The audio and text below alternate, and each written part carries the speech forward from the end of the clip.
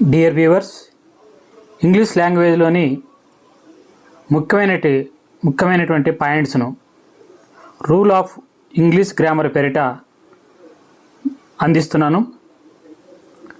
ఈ rule of grammar పేరిట అందిస్తున్నటువంటి వాటి గురించి మీరు తెలుసుకున్నట్లయితే ఇంగ్లీష్ భాషలో లాంగ్వేజ్లో మాట్లాడడానికి కానీ అదేవిధంగా వ్రాయటంలో కానీ ఎంతో ఉపయోగపడతాయి.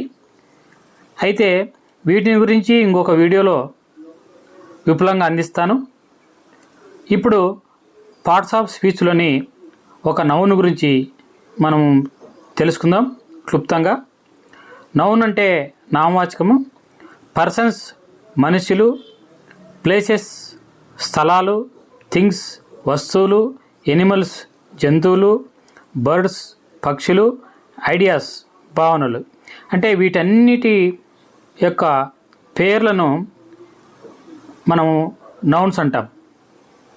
ఈ నౌన్స్ గురించి ఎగ్జాంపుల్తో సహా మరొక వీడియోలో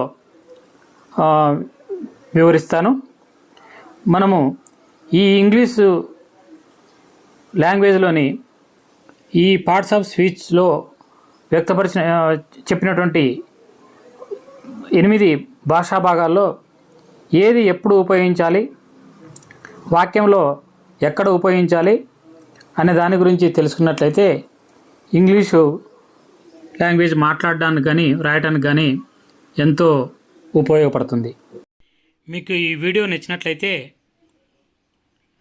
ఈ ఇంగ్లీష్ టైమ్ ఛానల్ను సబ్స్క్రైబ్ చేయండి, లైక్ చేయండి, కామెంట్ చేయండి, అదేవిధంగా ఇతరులకు షేర్ చేయండి.